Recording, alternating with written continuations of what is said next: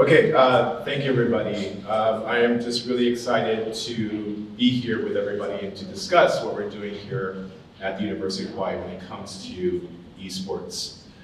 First of all, yes, I am Sky Kameloa. I'm a PhD faculty here in the Interdisciplinary Studies program. I'm also a researcher and director of esports here at UH Manoa. UH Manoa has both a Manoa program but also a system-wide program. What that means is that we're doing some wonderful things here at the campus at Manoa, but also at the community colleges and on the colleges on the neighbor island overall. Now, I want to take you through just a brief summary of some really important descriptions of today's event. Again, number one, I'm Sky Kameloa. UH itself is a leading institution when it comes to esports across the board, be it providing students with competition opportunities, internships, workshops, but also research. UH finds itself at the forefront of many of these endeavors overall. Now for today, we're going to be hearing from, I also want to highlight that this program can't happen without the help and the effort and the leadership of our students that have come and become the core of our program. So that's Kevin Nguyen, who is our assistant to UH ESports, that is Gun Wook, who is our broadcast director, that is Madeline Gilbert, who is our player coordinator, and then of course is also Alec, who is our content creator. Again, these are the core folks that make this program really what it is at the end of the day. Now today you're going to be hearing from a cohort of 3 different groups that have done some amazing work in esports, both in South Korea and Hawaii. So again, this Hawaii-South Korea partnership is something that we've actually been doing for the past 2 years. The students that take part in these internships come from a variety of backgrounds. They're students both here at Manoa, but also all other campuses that we have that are interested in esports are taking part in these initiatives. Number 2, these students don't have necessarily a particular angle when it comes to their research or their interests. They come from folks that are interested in computer science, engineering, but also theater, dance, history, geography. It really spans the range of interests. So I really want to put it out there that a lot of folks, when they come to me and they want to take part in esports, they assume that they need to do something in STEM, which is not the case at all. Okay, so again, we have a really nice eclectic mix of students that are doing some wonderful things with esports in general. So today you're going to be hearing from students that are going to talk about their time in South Korea over the summer of 2024. There are 3 different companies that are represented here, but they're also going to be talking about their time in a company that is located here in Hawaii. So I actually want to bring up Vanta ESports and the CEO of Vanta to give you guys a brief description of the company itself. So please give a warm welcome for Ed Lallier.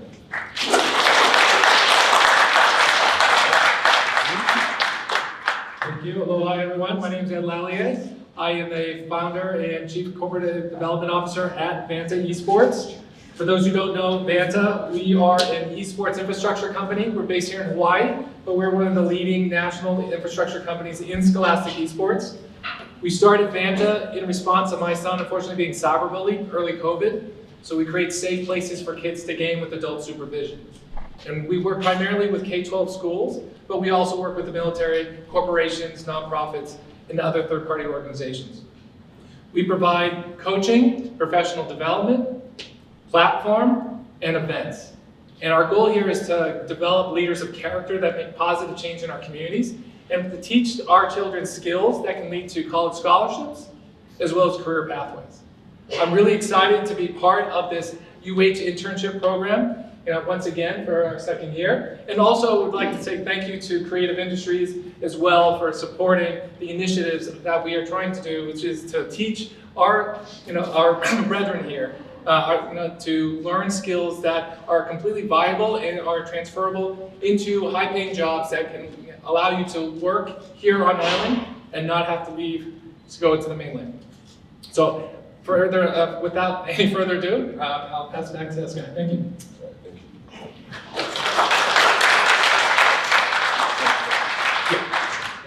Now, the other 2 companies that you guys will be hearing about is both Gen.G and T1. Some information about these companies. Number one, these companies are massive and global in reach. Gen.G is a South Korean company, but it operates out of China, it operates out of South Korea, of course, and operates out of North America. These companies themselves are roughly worth around $200 million.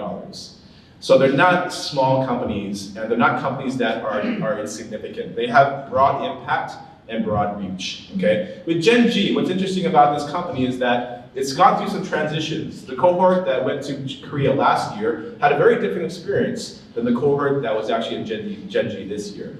For this year, Gen.G is looking to do global operations in Saudi Arabia. Saudi Arabia has emerged as a powerful geopolitical figure within the ecosystem of esports. And what that means is that it's shaping companies and how they operate and what they're doing and where they actually want to be located. So our Gen.G interns both have experience in working in South Korea and dealing with the South Korean audience and South Korean customers, but they also were tapping into international projects and presentations and propositions that dealt with the Middle East and North Africa overall. Number two, we have T1. This is the most coveted internship that exists, by far. Thanks to PACE, 2 years ago with Asia. Asia actually interviewed Joe Marsh. He came down here, the CEO of T1. And that began the conversation of getting our intern into T1 for this summer.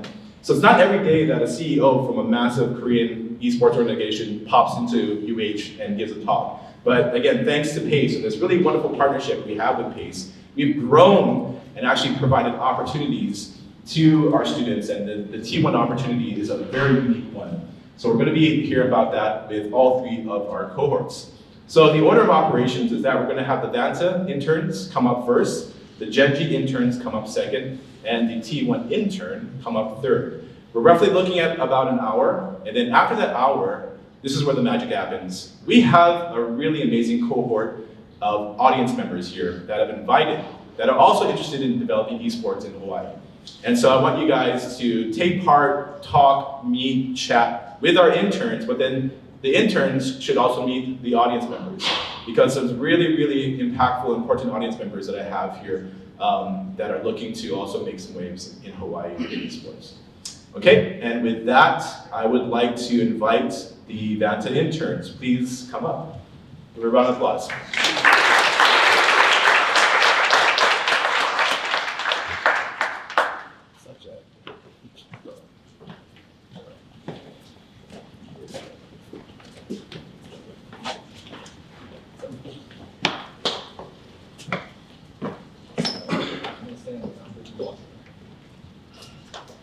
All right, thanks so much, Sky. My name is Jack. I'm a fourth year finance major. I work with Anthony and Chad in the business development sector. What we mainly did was research the market, mainly did a go-to-market strategy in the industry of esports, specifically e-recruiting. And thank you. And we mainly just collaborated together to kind of see where Vanta compares with other e-recruiting industries. Specifically Spin. Spin is an e-recruiting company, short for Stay Plugged In. And we found that these are key features with Vanta that could set them apart from the other e-recruiting markets. Yep. And then from our research, we've narrowed it down to 4 main target market personas that are involved in e-recruiting, which are established college programs, non-established college programs, beginner high school esports athletes, and college-focused high school esports athletes. And we found that there is sort of a disconnect with e-recruiting, and currently, really e-recruiting, most colleges recruit from LAN events, scouting. And so, next slide. We've come up with a college product. We call it VCR, Vanta College Recruiting, and it connects all the target market personas together. High schoolers need a tool research collegiate esports program. VCR will serve as a middle ground, and collegiate programs need to scout for high school players. So, This is the ideal subscription-based pricing model for high school and college for the VCR college product. And these are the estimated revenues if Vanta decides to pursue the VCR college product. Now I'll pass it on to the engineering sector. Thank you so much. I'm gonna stand over here. Sure. Good afternoon, guys. Hopefully everyone's doing well. My name is Hiro, and we have Truman over here. We're part of the engineering team. My major is in creative media and video game design. So in our portion, we worked with the engineering team. I worked on the market research while Truman was working on a aim trainer prototype. So we're gonna move on to the next slide. So for our time at Vanta, we were able to create a prototype that helps a player on their tracking point features using different metrics. So Truman took some time and built it from the ground up. Here's a screenshot of it. But the idea is like building a potential solution to help trainers on a platform to help, refine their skill set while competing in a safe environment. Next slide. So for my portion, I had to measure the desktop and mobile speed for Vanta, which is very interesting because it brought up a lot of competitive data that made it what's the best way to improve the performance for Vanta. Next slide. So these are a couple metrics that I found. It's kind of a lot of data, so don't feel overwhelmed because I had to do the work. Next slide. So with Vanta, the key differences with their competitors was the SEO factor, which is the search engine optimization. So I found this information through Google Insight, which helped provide all the strengths and weaknesses where we can improve the overall surface area for Vanta against other competitors. Next slide. So moving on, the next engineering steps is we want to refine the trainer prototype, and we want to take the mobile experience and provide that feedback to make the platform much more useful, along with incorporating all those improvements for future updates. But that's pretty much what we have for the engineering. Moving on.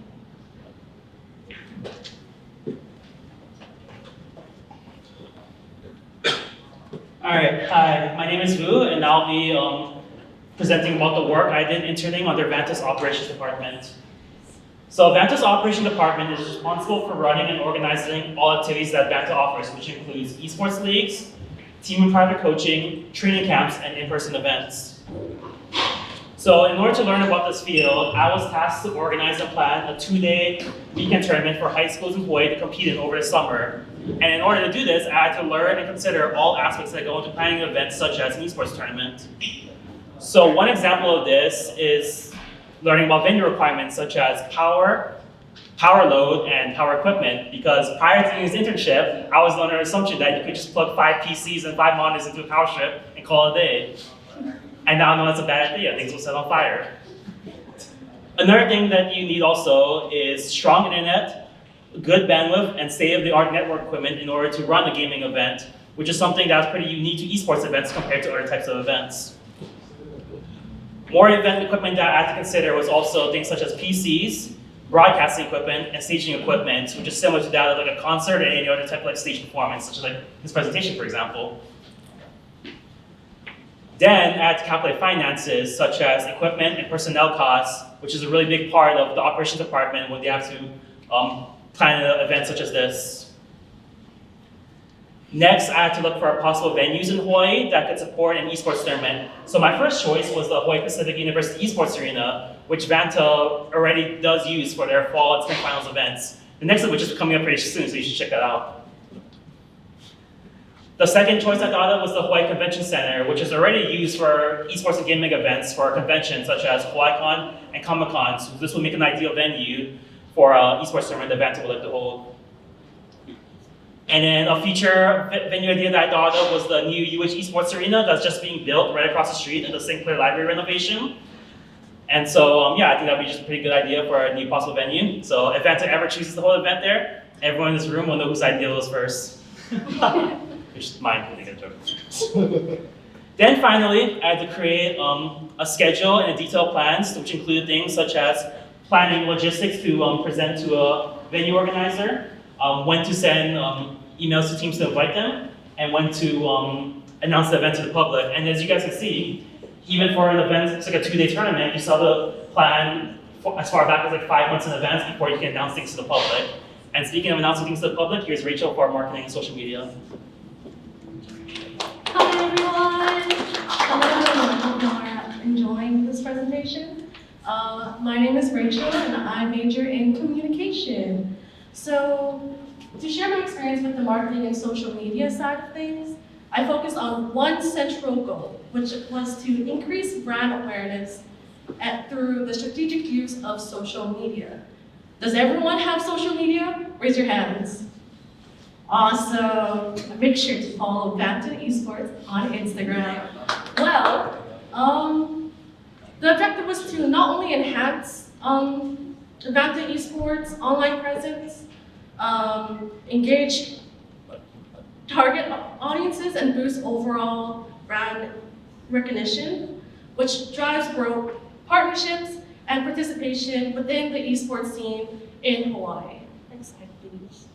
So to kind of give you a little insight overview, the challenges that I identified before interning is that there was inconsistent posting schedules, which hinders the engagement of social media, the lack of cohesive brand voice and identity, which doesn't really correlate to you audience, and the limited audience engagement and organic growth.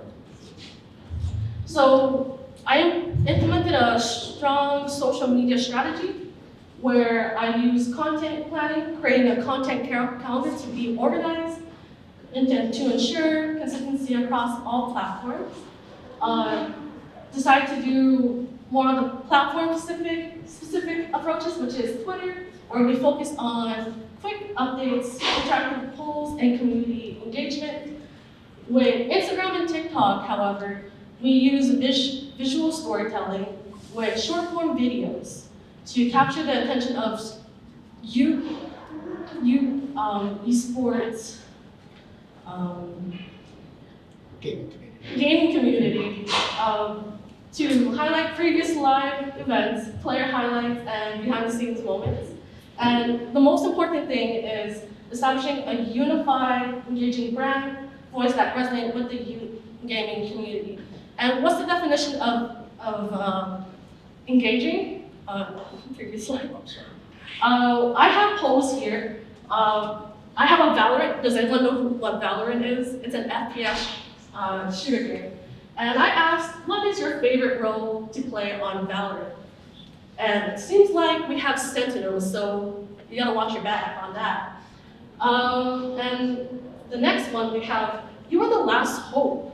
What is your next move? You go for a pentakill, which is you wipe out the enemy team, or you secure the Nexus, which you just finish off the game by yourself. And a lot of people are very greedy, and they want to go for the pentakill. Next slide, please. So, at the end of the day, we have total increased follower count by 3 to 5% across all platforms. Keep in mind that this was done during the summer. And Instagram boosted engagement rates by 170% through story posts and interactive content. Now, what about TikTok? A lot of the times, TikTok viewership has fluctuated from 300 to almost 2K viewers. And it pretty much gives us insight on whether or not it is viable for the trend. And of course, the community engagement significantly increased interactions such as likes, shares, and comments across all platforms. And these are the top 3 performing post that's on our Instagram. Don't let the Yoda into your lane. Part of the Hawai'i ESports League Championship. And we have the Octane Go Crazy with the Texas ESports League Spring Finals. And for those who are interested in actually being in the esports, you guys have to tell your parents that you are joining the school's esports team. And the parents are gonna be like, there is an esports club in school? So that pretty much wraps up. Next slide. I would like to thank you all for coming in. Stay connected with Vanta at Vanta ESports on X, Instagram, TikTok, Facebook, and LinkedIn.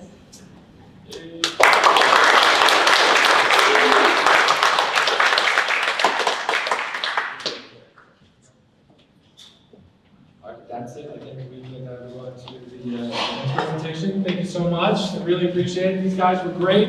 And if you're interested, anyone here for the next cohort, please see me after the presentation. Thanks so much.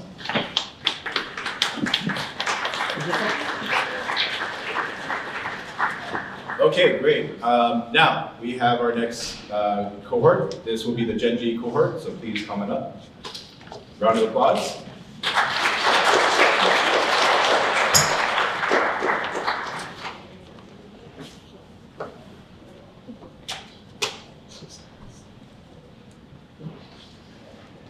Alrighty, hello everyone. We are the Gen.G cohort that went this year over the summer. We're going to start you guys off with our education department. Representing right now is myself, Abimelech. You can call me Beam for short because my first name is a little hard for a lot of people. I'm a botany major, and then we have. Hi, my name is Tyler Kawakami. I'm UH's current technical director for UH ESports, and I'm a communication manager. Awesome. So before we get completely into this, education department in an esports organization, like why would that even happen? Well, Gen.G needs to operate as a business and actually run their whole business at like not a deficit. Esports tends to be really, really poor actually worldwide when you only focus on team aspects and everything. So we need an education department to allow them to actually like have a brand to actually give out, and they do that through education. And it's really unique here because these are like an actual academy where kids are able to go into this program where they get GEDs, but they're also able to get coaching and other staff to help them along their esports journeys, wherever that may lead them. If they want to be like an actual player, or if they just want to be an analyst, or maybe they want to go into something that's not related to either of those and they just want to go into a college or whatnot. It prepares them with all their skills and classes they need for that. Just really, really cool. And in our education department, when we were working over there, we got to do a couple of projects that were kind of given to us as like very vague and broad. You can pursue these things on your own, just go and do them for education.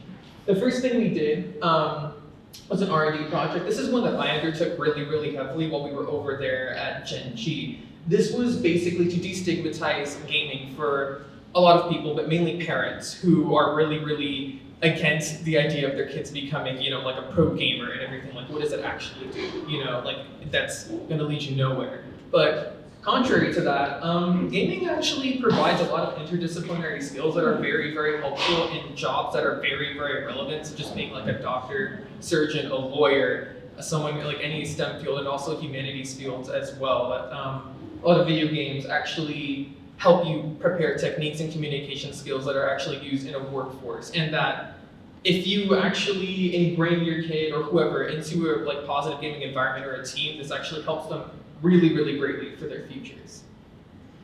The next thing that we ended up focusing on as a team was about gender equality in high school and collegiate esports. Gaming in the past has been like significantly male dominated and hasn't been the most like inclusive to a lot of women in gaming. And so we came up with a couple of ideas while we were over there, finding ways to actually integrate women into like this male dominated space and make them feel safe and comfortable. That way they're able to like actually participate with everyone and not feel so kind of like secluded off. And we want to thank the women of UHE who helped us a lot with this as well when we were over there. So during our time there, we were able to finish and build a lot of courses. I don't remember what courses. Oh, sorry. We were doing a lot of analyst courses, we were doing cross-cultural courses that dealt with a lot of just the interdisciplinary between esports and the world, because coming from Hawaii, we live in a very selective side of life. We live on an island in the middle of the ocean. So having to translate that to making that make sense for Korean students who really haven't traveled outside of Korea, and making that more digestible for them was honestly very enriching in that sort. Yeah. Okay, so over the time that we were there in our 3 weeks, we were able to teach a few classes. We were able to go with students, just talk to them, maybe just learn about how they function and what they do, because it's not every day that you get to learn from students that are in this selective kind of GED program school, because very often you don't see students with a focus on gaming as their their main priority in their lives. Many students focus on sports, other endeavors, band and whatnot. But to see students that wanted to go and be pro players but have that fallback as a GED program was very interesting for us. And then, yeah, that's it. Thank you. And we'll be passing it over to Sean.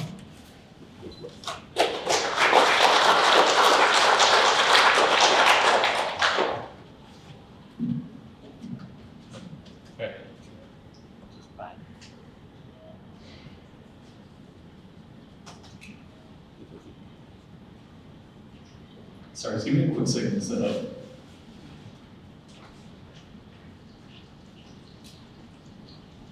Alright, so hello, I'm Sean. I'm the business team representative, and I'm also the UHE Overwatch varsity team lead. So during our time at Gen.G, we primarily focused on real business aspects, such as project management and business management in general.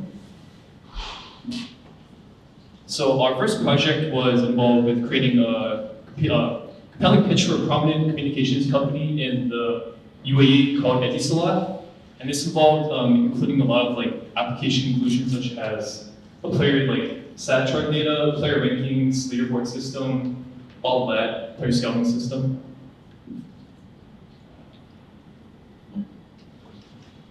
Then we also helped to create the slide deck for the Gen.G Global Academy, which is the education initiative. And the initiative itself focuses on creating esports leagues and education programs to develop student skills, career plans, and promote a sustainable esports ecosystem. And we kind of use this as the main slide proposal for multiple educational institutions and organizations that Gen.G were working with, and really highlight the main offerings of the educational programs, such as industry courses, cross-cultural exchange systems, league organizations, and secondary school initiatives. Now, the main objective of the global educational program was to really build an esports pipeline and create a future-proof esports ecosystem, which we can build a community of people and students passionate about esports, really build their knowledge and transition them into eventual career in esports, which is kind of the same themes that we carry at UHE. Now, for our next project, we proposed the establishment of a state-of-the-art Gen.G esports training and development facility within the new city of Al-Hada, which is located in the UAE. Now, this facility will serve as a hub for esports excellence, which will foster local talent and position the location as a key player in the global esports landscape. Now, the facility will serve as a central hub for all things gaming in Al-Hada, but will mainly focus as an educational center for those interested in esports and esports careers. Some of the main inclusions will be things like a PC cafe, which the players will be able to play in, kind of like the one we have at the UH Lab, and also include broadcast rooms, training facilities, and classrooms for the educational program. And this kind of ties into an esports community development that I mentioned before, which is basically establishing a local presence, building awareness about esports, then moving on to educational and talent development, and lastly, kind of elevating the esports scene to a more global level and a more respected and professional level. And for our last project, we mainly our more support project, we worked on a Kadia project. So as you know, Saudi Arabia invested $38 billion into the esports and gaming industry, and it's kind of like becoming the central hub for gaming enthusiasts and professional organizations, and obviously branching out to new streams of revenue. So Gen.G will establish an HQ in the Qiddiya city, and will be competing in large-scale tournaments, and will also be offering their trailblazing educational system. In terms of the design, we hope to work on the central theme, which would be like a tiger's den, as the tiger is their main mascot, and kind of intertwine the cultural aspects of Saudi Arabian Korean culture. And the last project that my roommate Travis worked on was the UH and Play Report kind of merger. So GG bought a stat tracking company, and they're trying to find ways to use AI to integrate the Korean to English translation for the coaches. We can now move on to the marketing team.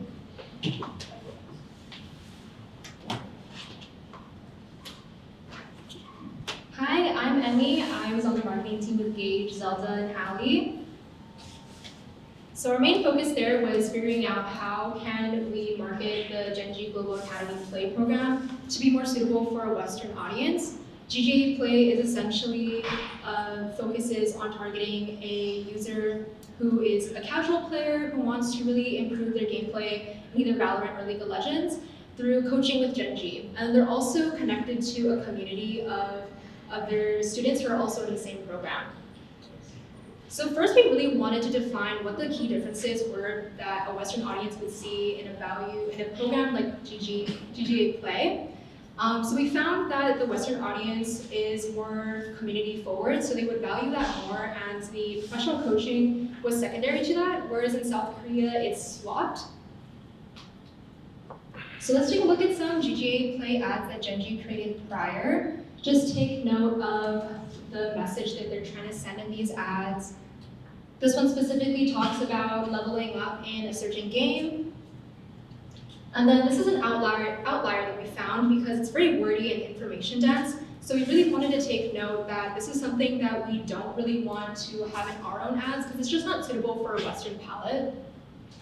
So these are the ads we came up with. We have meme-based formatted ads, again, just focusing on ranking up in the game. More meme-based stuff. And then we use Gen.G, who is the mascot for Gen.G, as a cute ad, again, talking about improving your gameplay. And then ranking up, of course. And we also use the players in our ads to just bring an anchor to it. And I really wanted to highlight that you need to prepare for change, whether or not it happens overnight or within the day. Like what Sean mentioned about UH and Player Report, that happened midway through our program, and it also became kind of marketing's project to see how can we, again, market Player Report to the Western audience, which was essentially you submit a video of you playing your gameplay, and for $15, and in return you'll get a product back, which is a narrated video from a Gen.G coach about your gameplay. But we also wanted to make sure that an audience doesn't get confused with GGA Play and Player Report because they both involve coaching. So we really wanted to highlight that Player Report is a one-time purchase type of thing. You're not committed to a program like GGA Play. With that in mind, we came up with these ads within a day or two because we really wanted to make sure we got this out quickly. Again, highlighting that it's only $15 and making that distinction that this is for Player Report and it's a one-time purchase type of thing. And for the low cost of $15, in return, you're getting a high-quality product, which is the coaching from a Gen.G coach. We also use some of the players again in our ads, and I really wanted to mention that because you're working in the esports industry, a lot of times your marketing strategy revolves around the games that are happening and tournaments. So for example, Gen.G, a week prior to the UH projects and stuff, won a big League of Legends tournament. So we kind of wanted to ride that wave and see how can we implement that into our marketing strategy. For example, we mentioned if you want to win games like how Gen.G did at this championship, then you can do so by enrolling in this product. But let's say if they didn't win that championship, then obviously we would have to choose a different marketing strategy.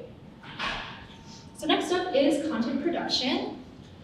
We also were in charge of managing the Gen.G Academy International account, which was showcasing what we were doing during our program and in a way marketing what we were doing towards other students or other universities that may come upon our social post and just maybe be inspired to want to do a similar program with Gen.G. We also really wanted to make sure that our social post would appeal to maybe somebody who's not super interested into esports or a super big esports fan, because we are meeting with journalists in the industry, the CEO and CGO of Gen.G, and also academic educators in their academy programs. So still you are in the esports industry, but you're learning the background of it and more of the business side as well. And we also created some content pieces. We noticed that on other Gen.G social accounts, it's very serious and there's not a lot of room for fun or trends. So we really wanted to bring that fun to this account. We did so by creating different vlogs, a day in the life of what we did working at Gen.G, our cultural days when Gen.G took us out to explore South Korea. And we also created some different content posts with the CEO of Gen.G, Arnold, because most times when you're thinking of Gen.G, you're thinking of the players, but we really wanted to highlight that there are other important figures within the company that you can pay attention to. And that's it from us. Thank you.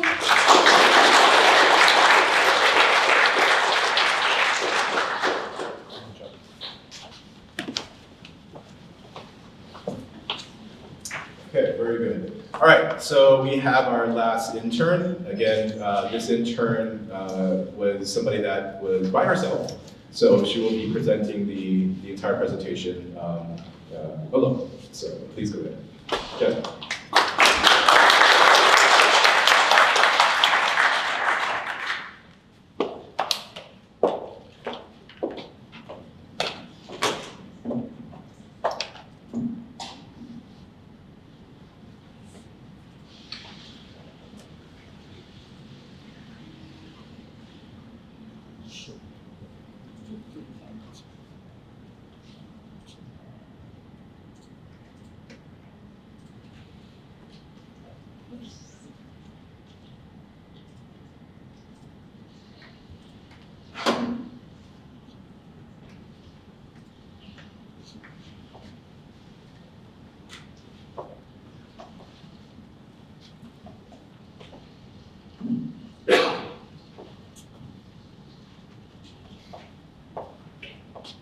Good afternoon, everybody. 안녕하세요. It's been 3 months since I've been in Korea, so don't ask me to speak any more Korean beyond that. But thank you all for coming today and taking part in this PACE X UHE event. Thank you so much for holding out until this presentation. I promise it's the last one, and then we can get into networking and Q&A. So for the next 15 minutes, I'll be sharing my experience interning with T1 Entertainment and Sports.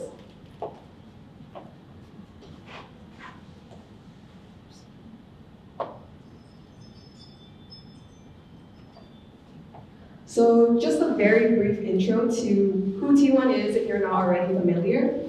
T1 is a South Korean esports organization previously known as SK Telecom T1, but a couple years back they had a joint venture with Comcast, the American company, and since then they've been rebranded into what T1 is today.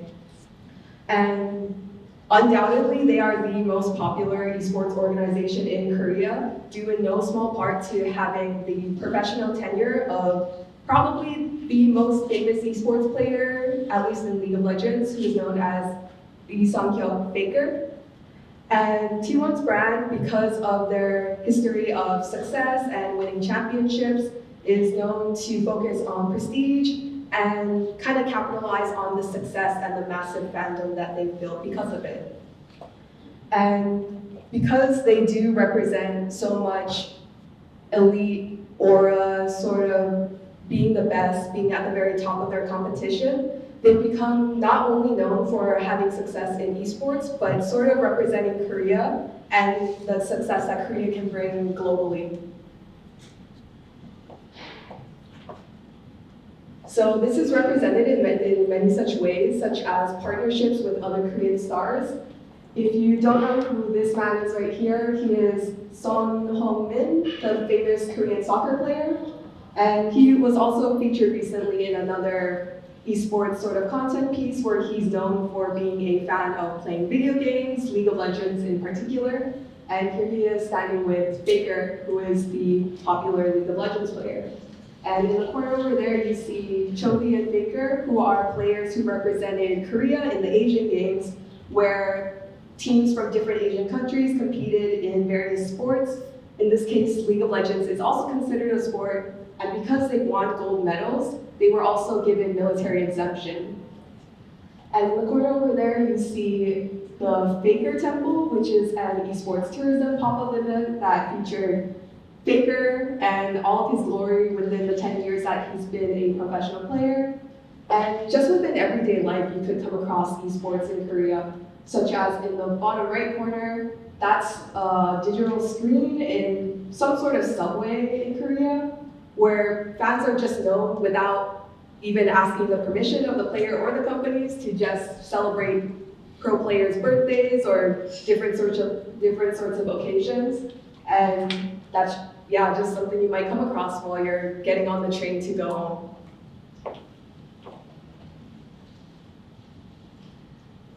While there are many initiatives that T1 takes part in, today I'd like to focus on the opportunities I became most privy to thanks to T1's efforts to expand these ventures to a global audience. So within Korea, as I mentioned before, they are the organization, the team to join, but they also know that with their fandom and their popularity, they should start expanding into new markets, new countries, and gain new fans. And I chose 5 different initiatives to focus on for today, such as T1 Basecamp, which is their proprietary PC bomb, T1 Fan, which is their fan loyalty app, tourism and pop-up events, their focus on language accessibility, and university partnerships. So why did I choose these in particular, and why were these sort of the ones that I became most familiar with? Well, my position with T1 was a bit unique. So basically, as Guy had mentioned before, the T1 CEO, Joe Marsh, had joined one of PACE's previous events to give talks and sort of share about the esports industry. And from that connection is sort of how I came to be able to have this internship. But it was also coupled with the fact that I was already planning to study abroad in Korea in spring of 2024, which was just a couple months ago. And because of that, I was there for quite a bit longer than the normal intern, I believe, but for part-time hours instead of full-time. And I had the perspective of a non-Korean foreigner who was also a student who was into esports, as opposed to their usual sort of intern, which was usually a Korean native or a Korean American. So I sort of brought the angles and viewpoints that my supervisor wanted, which was getting somebody who was maybe not so familiar with Korea and seeing how to pull things from the Korean culture and the esports culture to draw in people who are maybe not so accustomed to seeing those things on an everyday basis. So first is the Basecamp or PC bond that T1 has. T1 Basecamp is their proprietary PC cafe. And at a PC cafe, things you can do are rent gaming PCs, which is where you pay at a kiosk for a certain amount of hours that you want. Then you can use a very high-tech, very blinged out PC for either gaming or you can use it for study purposes. You can also shop for T1 merchandise and other gaming sort of products from Nintendo. And you can also join in on watch parties where they have a giant screen on the wall and they show any games that T1 are playing that are being played in a different arena, but it makes sense to have a watch party in this area because it's in the middle of Hongdae, which is sort of like the bustling youth scene sort of city in Korea. And their hope for global reach involving PC Bong is to make sure their PC Bong is explored in other cities such as Busan, and so that foreigners might become attracted to visit this as their first PC Bong experiences, as many other countries don't have PC Bongs. And this is sort of an example of a pitch I did at my internship, where I also took the view of a student and why they would want to visit T1's PC Bong. So I sort of pointed out that students who are studying abroad may want a more high-tech, lofty sort of PC that they don't have access to within their dorm, and they can come to T1 for that, and they can also do printing papers, which is not so advertised within their current maps and offerings. And I also suggested some ways to improve their visitor guide, which is included in Korean, Chinese, and English languages. The next one is their fan membership, T1 Fan. So this is T1's loyalty app on the platform B-Stage. B-Stage is normally used for K-pop fandoms, I believe, but T1 and I believe now Gen.G also decided to use this platform to have another way for fans to interact with the company and their players. So here you can watch behind the scenes videos of everyday life and personalities from the players. You can do even more shopping where you accrue points just specifically for this platform and buy platform exclusive merchandise. And you can also have priority to season tickets, which are almost invaluable. If you ask me, they are impossible to get even as a Korean native, and also high value merchandise such as jerseys.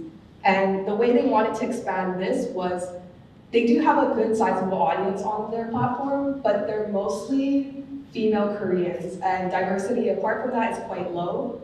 So they were trying to find different sorts of contents that could fill the gap between attracting maybe more male audience members and more foreign audience members.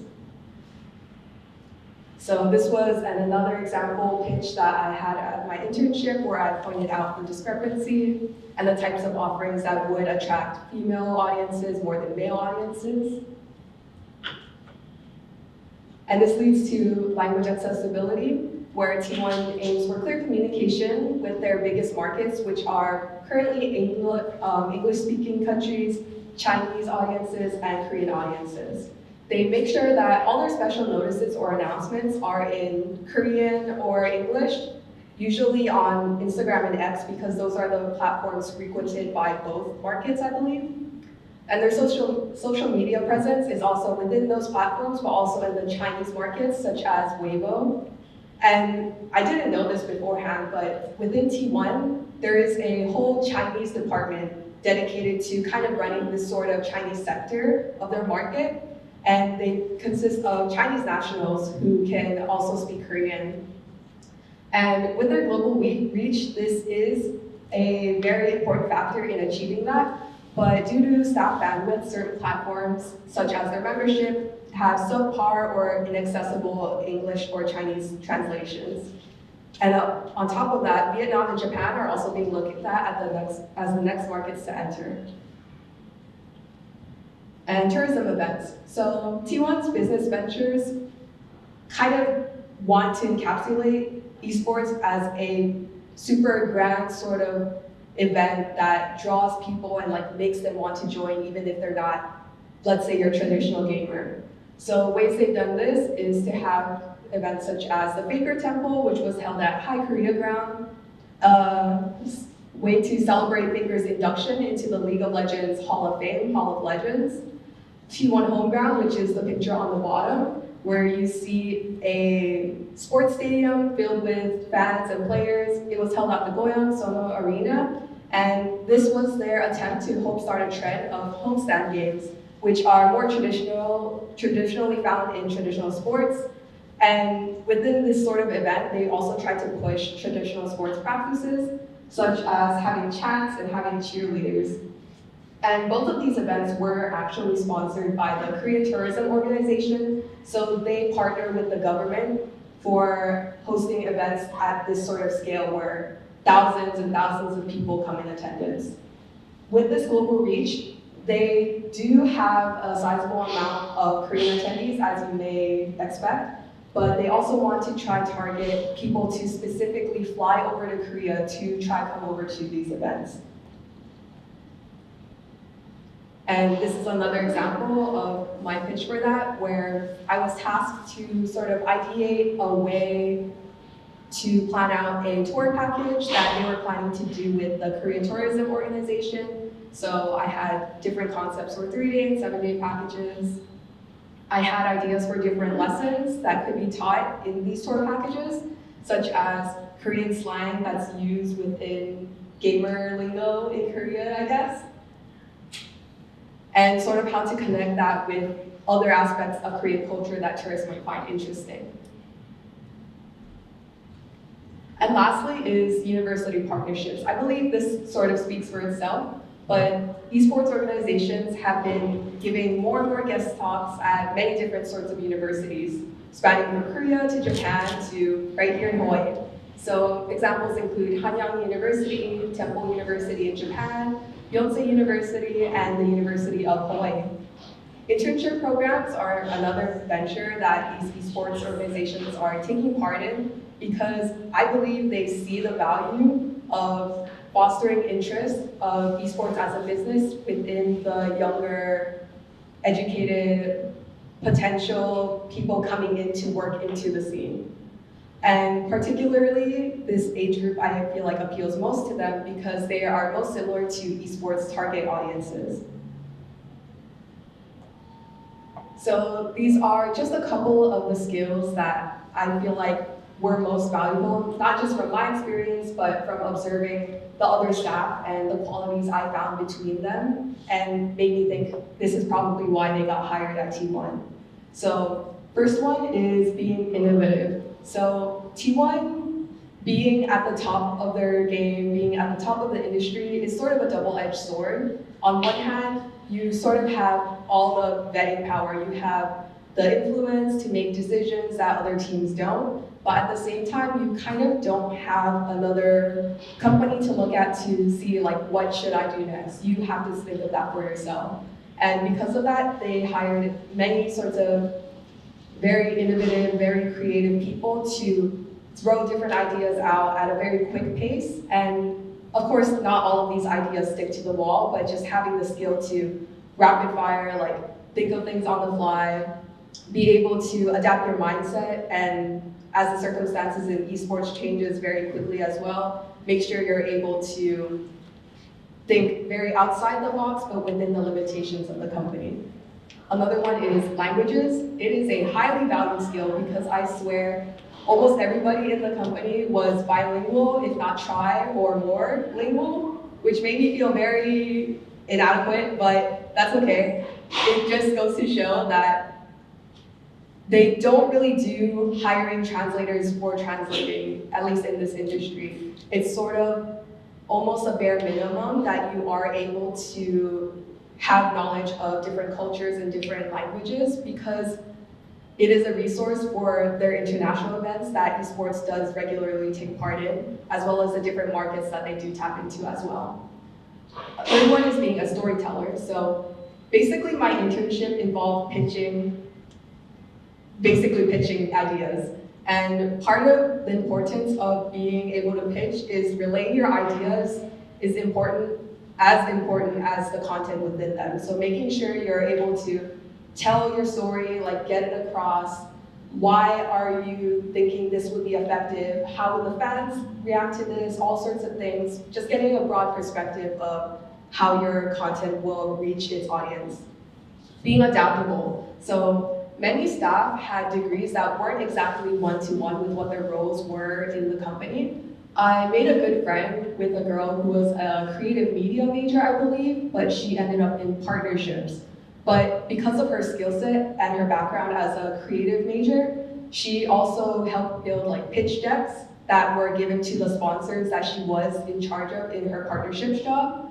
So just like having those extra skill sets, it goes to show that you don't necessarily need to have esports degree, esports bachelors to get into the industry. That's maybe not even exactly what they want. So having like different things you can bring to the table, even if it's not within your role, is just so important.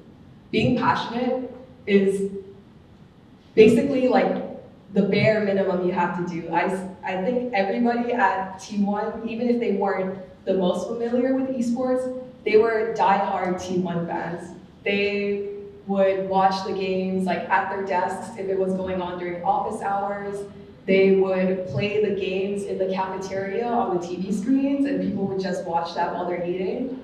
It's just so important to be all in on the company, sometimes in ways that may not be so conducive to the health of the employees. But again, this is just the quality that I've seen. So this is kind of what they're looking for. You're willing to give it your all to support this company and their team. And the last one is being personable. So regardless of your role, esports is an industry of relationships, is what I believe. It's built on the fans' relationships to the players, and staff of any sort of responsibilities will have to partake in this in one way or another. So just being a good person, I think, is just something that goes a long way. Being able to make connections with the people that are there, not being shy to reach out, but also knowing where boundaries are and not overstepping lines. Having that awareness is really important, I believe, to having success in the industry. Okay, so that was my informative slides, but now I'm just gonna go through a couple pictures. These are my non-T1 related photos because I was there for about half a year studying abroad. So the first one over here is me with some other UH students at Youngstay's orientation. And then at the top there, it's me at one of the Buddy Club events, another field trip that I took part in while I was in the Buddy Club, a friend from California that I made through one of my classes at a soju alcohol carnival event. And they only gave small samples, okay? They didn't give whole bottles or anything, I'm good. And then the pictures on the right are from Busan that I took with 4 other friends that I went with. And these are some of the T1 photos. So I just have to share the meals that we got because we have in-house chefs at T1 and they are just masters at what they do. Like the meals were so good. You could get lunch and dinner for free as an employee. So basically, I cut costs on my food bill like basically in half because I ate there like almost every weekday. Another fun fact about T1 is you can bring your pets to the office. So this is the COO's pet, Jody, and then that cat is, I think, a guy named Steve's cat called Ryan. And I sat right across from his desk, so I had ample cat access whenever I wanted. And on the very right is me at one of the events. So another perk of being an intern was getting free tickets that would basically be worth like either thousands of dollars or be inaccessible at all had I not been working with T1. So me at home ground and then one of the fan signs that I made while I was there. And this is my last slide with pictures. Me at another event, me with Sky, when he came to visit T1 headquarters. That's what headquarters looks in the background. It's like a 10-story building, I believe, 10 floors. And on the side there are all the friends, and not even all included, that I made at T1, who I still keep in touch with to this day. So again, emphasizing the connections that you want to make if you do get this type of opportunity. And my most prized possession, just kidding, but it's not a given when you're interning there that you will meet the players. Sometimes I only pass by them in the cafeteria because you don't want to be weird and really ask in front of like other employees like, can I talk to you, Baker? But this day, like I wasn't even supposed to come in. I was sick and I was like, oh, I don't want to go in, but I kind of wanted to just go in because I want to spend as much time at the company as possible. And that day, I decided to come in was when I saw Baker and like 2 other players in the cafeteria just by themselves in the empty room. I was like, oh my God, it's my chance. So I asked my other intern friend, Ryan, to help me ask Baker if I could get a picture with him. So this is my picture with the League of Legends GOAT. Yep.